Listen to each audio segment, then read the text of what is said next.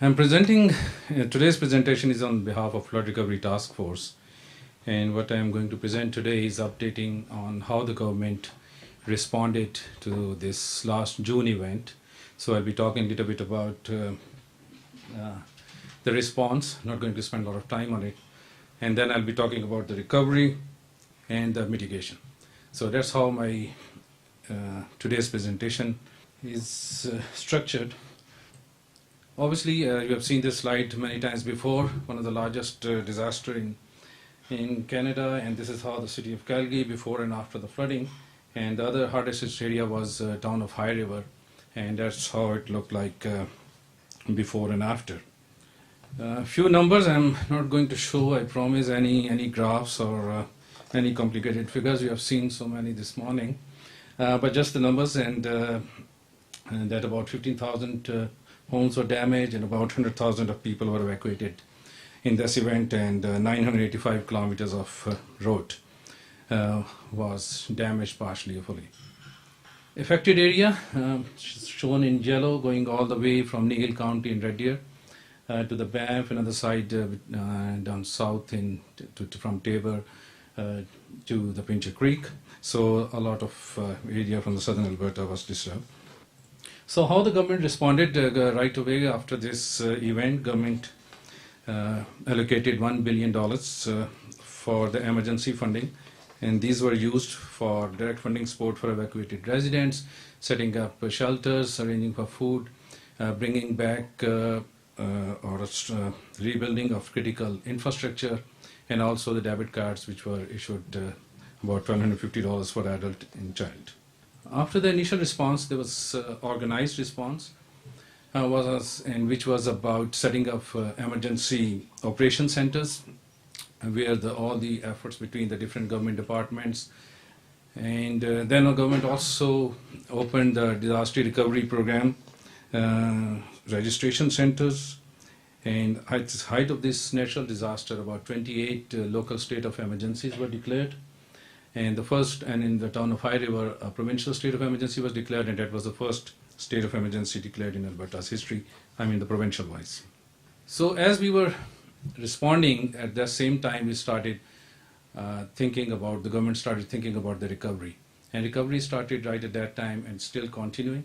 And also we started mitigation right away after response, thinking about it, and that's also continuing and is going to continue for a number of years.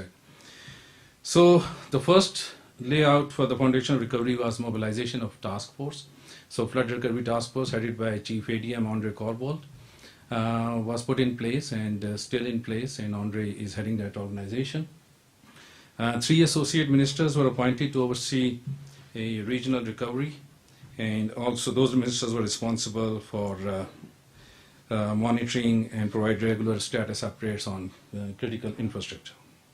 So after this, government also, because recovery was an effort bringing back everything normal to the pre-flood conditions, so government set up a provincial recovery framework, which shows, I just want to draw your attention towards this figure, which goes from left to right: response to stabilization to intermediate recovery and long term. And one thing to note is the local communities are front and center. So they were leading this effort. But in the beginning, in the response stage, AEMA and Provincial Operations Center was providing support. And then when we were between stabilization to intermediate recovery stage, Flood Recovery Task Force took over. And the role of Flood Recovery Task Force was equal or larger than the local communities. So a lot of support was being provided at that time. And we are still providing, but the role of Flood Recovery Task Force is decreasing. And in the long-term recovery, the recovery coordination group, the local community will be again front and center, government role will be decreasing, and at the end, when the final recovery happens, the local communities will be in control. So where we are right now, we are in this yellow area. We are between intermediate recovery and the long-term recovery range. So after the framework, we set up recovery principles. There are 50 recovery principles. I'm not going to go through each of them, but just want to draw your attention on number 2 and 3, which is about the collaboration and coordination. And this was a basic thing. We wanted everyone to come together and provide their input. We had a symposium at that time. We have this water collaboration group headed by our ADM, which meets every month, or sometimes the beginning was more than a month, in which WPAC's government organization municipalities, TransAlta, City of Calgary, City of Medicine Hat, they're all part of it. And we update, we discuss, and figure out how to move forward. Other than that, the symposium we had in October, in which all the experts, public, towns, municipalities came together, and we shared what we are going to do, and we moved and mapped what we are planning to do in future.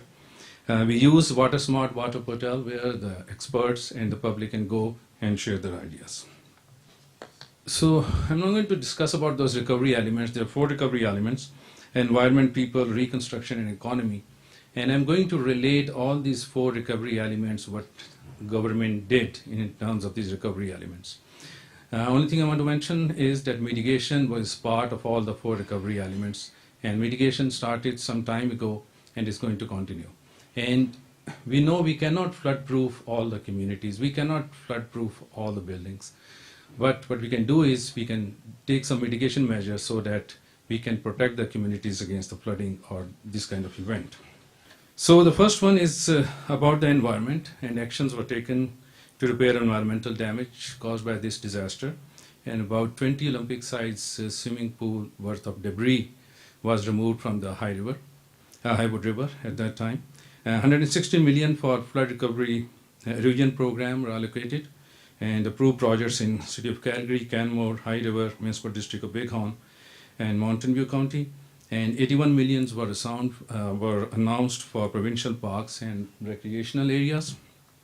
And about 1,058 kilometers of trails which were damaged in Kananaskis counties, they are now they are fully or partially opened.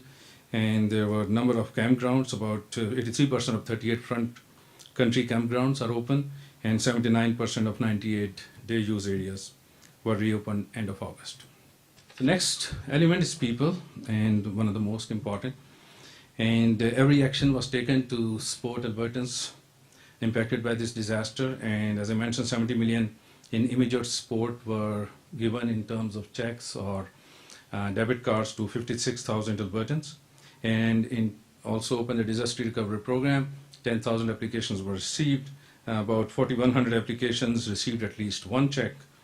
That's about $27 million in DRP, and 1,900 DRP applications awaiting insurance assessment. And about 1,000 people are still living in temporary accommodations. So next one is reconstruction, bringing back everything to normal. And a lot of efforts were taken about the critical infrastructure. 80 schools sustained some kind of damage. During that event, by the September of that school year, all the kids were back in school. 42 modular classrooms we housed in High River, which housed about 700 students. And they were not temporary classrooms, they were the modular ones. And about a dozen are about to go, which will accommodate another 200 students.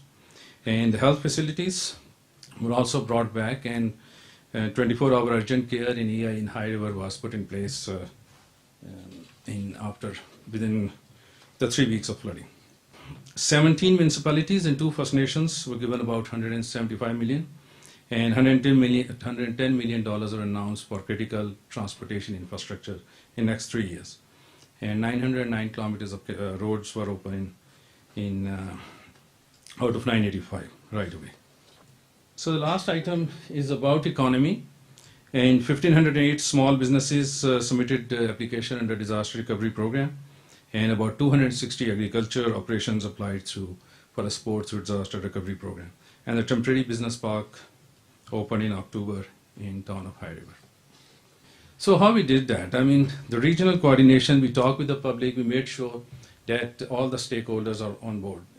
Within the Flood Recovery Task Force, we have a stakeholder management group and recovery coordinators. They are the backbone of Flood Recovery Task Force. The regional recovery coordinators were placed in all of those affected communities, and recovery coordinators were in touch with the public, municipalities, and all that, and they were having this communication going on between government and the people impacted or the stakeholders. Then we had a stakeholder management group, which was also doing the same thing, but they were facilitating in the open houses, in seminars, or any form of stakeholder management they were doing. So that's what we did, and also we were involving all the NGOs and experts. They were sending us different proposals all over Canada. They were also being considered.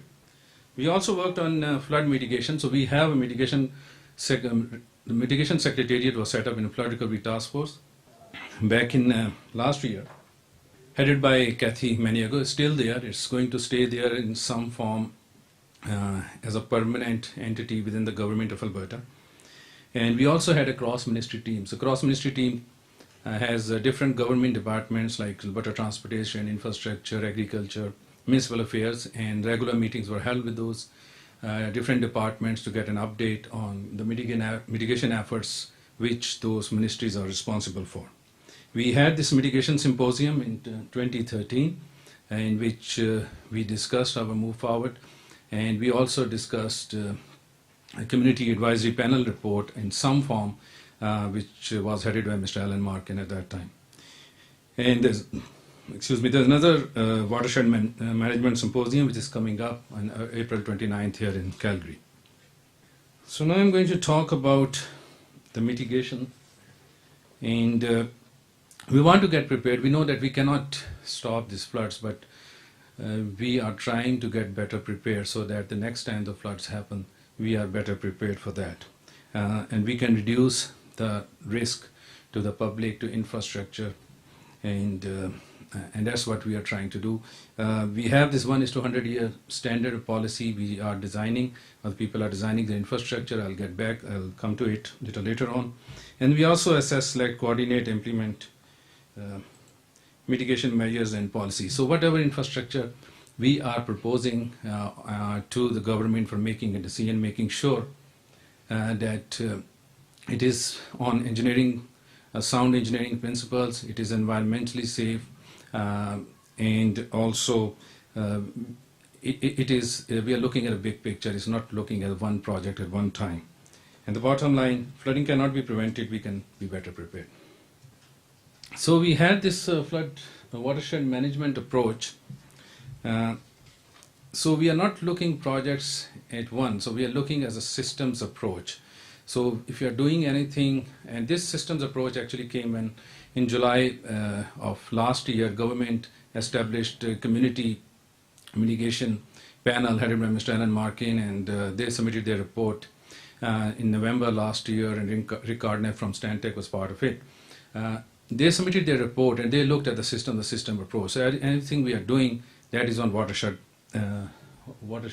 approach. So we are not trying to do the watershed management. We are taking water management measures within a watershed. That's what our intent is.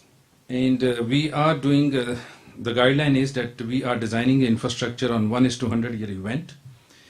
And for the critical infrastructure, obviously it will be more than that for hospitals and schools.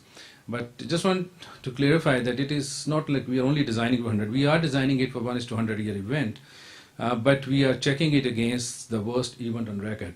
So, for example, for the town of High River, it could be should be safe around for 2013 event, or if it's Drumheller, would be 2005 event. But that is our approaches.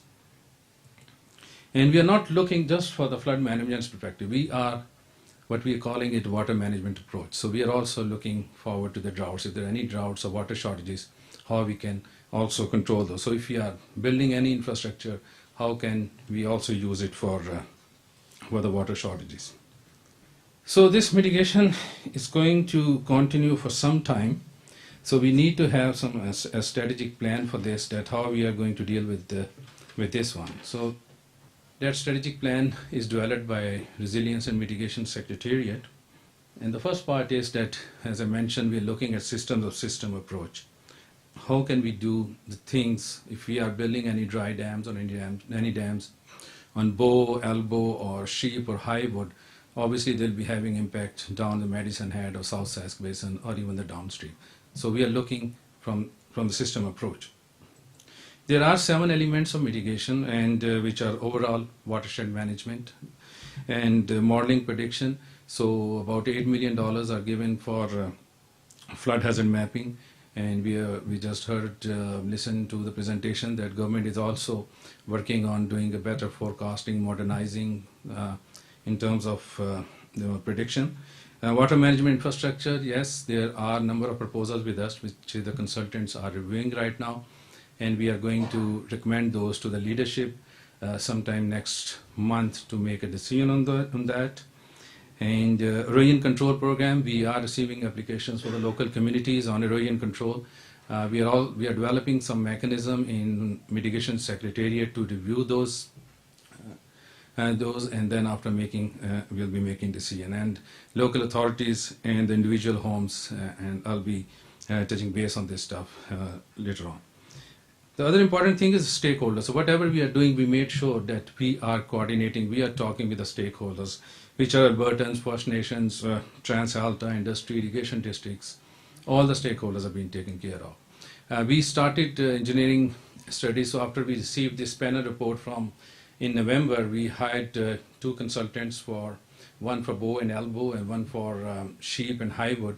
And those proposals, along with the other proposals we received from the public, from the experts all over the Canada, they were handed over to them, and they are reviewing those proposals right now, and we are expecting a report from them end of this month. So that's a week from now.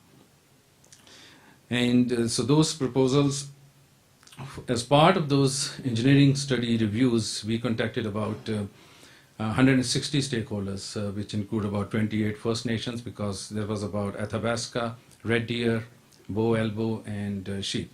So stakeholders are a major part of it. But we were not talking. So if we have a strategic plan in place, obviously we want to relate it with the deliverables. So what are the deliverables on one side, and what are the timelines? Because without deliverables and timelines, it's just talk and talk. So in terms of deliverables, we have distributed into immediate, short, medium, and long. So immediate deliverables, erosion control program, we are receiving applications for that. Number of budgets have already been allocated. And we started the studies, engineering studies, which we are going to get the draft reports by end of this month.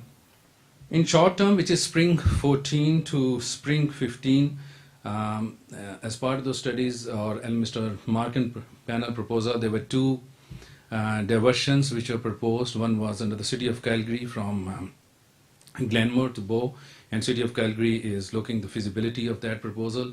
And there's also a proposal about Highwood River diversion that we are also looking at, and at the end of the presentation I'll share a little bit more knowledge about that. So that's the short term, and we are also completing modeling prediction based on existing infrastructure and proposed projects. The government is also in discussion with Trans-Alta how to utilize their infrastructure for future flood or drought. In the medium term, which is from 15 to 16, we'll begin our construction. If we get approval from leadership to begin construction, we'll start construction, but from starting construction, I mean we have to be going through all the regulatory processes. And we are going through the regulatory processes and designing we will go as a parallel process so that we can shorten the timelines. It's not like we finish to start relationship. We will try to do as parallel as can so that we can start. And if we have all the approvals in place with the stakeholder engagement, and so we will start the construction on those. And there are a number of other which includes the area strategies complete and ready for final stage. In the long term to 2020, and we expect that all the water management infrastructure would be in place, and final development of municipal mitigation and resiliency plans would be in place. So I mentioned a few times that so we are receiving these proposals or review of proposals from consultants. The feasibility reports, the draft feasibility reports are expected in a week time, and after that we'll be reviewing it in-house with Flood Recovery Task Force, and then it would be sent to the leadership for making a decision. And this is a decision-making process. So we have a ministerial task force which our ADM reports to, and then it would go to the leadership for making a decision. So ministerial task force headed by Minister Hughes from Municipal Affairs, and he's supported by a team of 10 minister and associate ministers. So I'm going to provide you a progress update on elements of mitigation which I discussed earlier. So we are continuing overall watershed management. We are continuing with the stakeholder discussions, and our key considerations are drought and water management, both at the same time. Flood mitigation, prediction, warning systems, a lot of funding has, about $8 million of funding has been issued to ESRD for updating the flood hazard mapping. And also, I believe some of this is also spent on early warning systems. And GOA is also participating with the federal, provincial, and academic institutes for looking the ways how we can improve our systems in terms of forecasting. Flood risk management policies, Bill 27 was passed in last session. That is about putting some restrictions for buildings for building within the floodway. Primarily evaluation and regulations are being prepared for that. And the government is also looking at some kind of possibility of flood insurance in the province of Alberta. Water management and mitigation infrastructure, highwood diversion, a number of combination of dams on Bow, Elbow, Sheep, Highwood, they're all being reviewed. The Calgary Tunnel diversion is being reviewed by the City of Calgary. And there is a non-structural RFP which is closing today for the South Sask. So we are not only looking at the structural component of mitigation, we are also looking at non-structural. Structural is dams, berms, diversion canals. Non-structural is the policy standards or anything we can do for that. Erosion control, about 210 million in funding for FRAC program, and we are receiving applications for the communities. And government recently announced 110 million for 3 years for transportation infrastructure. Local mitigation initiatives, plans and funding requests to receive from Drumheller, Medicine Hat, Red Deer County, City of Calgary, and we are and Town of High River. And individual measures, modified disaster recovery program to encourage individual mitigation like backwater valves, move electrical system. So next, getting to some hardcore mitigation examples. Town of High River, $83 million allocated. They removed CP rail bridge. That was a bottleneck that was removed. Wallacewell relocation was done there, and they are right now designing and constructing berms to protect their city for 2013 event. So that's ongoing for the mitigation examples. So this slide was shown in October symposium, and this was about the flood detention site, came from the Mr. Markin panel, and what they are proposing is that we can build the dry dams on upper reaches in the mountains in a way that inflow is equal to outflow, so we can maintain natural flow during the normal year, and when there is an event we can detain water and let it flow at the lower rate, so the flood peak is attenuated. And the river bypasses I mentioned. So several sites are being examined. We received the proposal for all the dams, and what I'm not saying that we are looking into from environmental perspective, from design perspective, from cost benefit ratio, and we also looking some of the conceptual design for off-site storage. So there are also proposals other than Markin panel proposals, and we are looking into that. So if there is any off-site storage available on Elbow, we can utilize it, which can be utilized in the days of water shortage. For the highwood diversion, it was one of the most discussed topic. Everyone, I think, probably agreed we need a diversion of some kind around town of High River. So we have reviewed about 15 routes. About of this 15, 11 going north and northeast, which included a Tongue Creek, utilization of Tongue Creek, and about 4 going down south through the Little Bow to Twin Valley to Traverse and ending up South Sask with the Old Man.